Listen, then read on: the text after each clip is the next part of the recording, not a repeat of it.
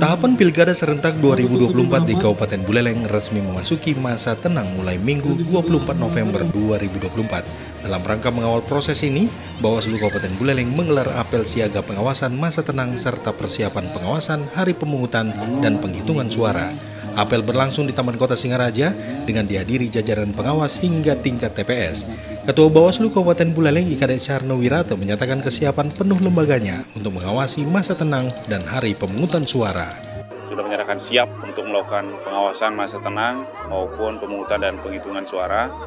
Karena kemarin kita sudah lakukan pembekalan, bimbingan teknis kepada seluruh pengawas TPS. Jadi untuk di pemilihan kali ini kita lebih banyak waktunya untuk memberikan BIMTEK kepada pengawas TPS.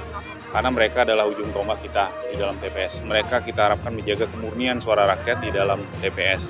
Carna juga menekankan pentingnya menjaga masa tenang. Ia menegaskan bahwa selama periode ini tidak diperbolehkan ada kegiatan kampanye dalam bentuk apapun.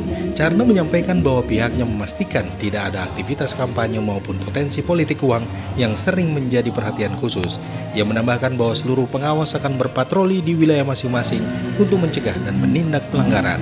Di sisi lain, Komisi Pemilihan Umum atau KPU Kabupaten Buleleng juga bekerja keras untuk membersihkan alat peraga kampanye atau APK.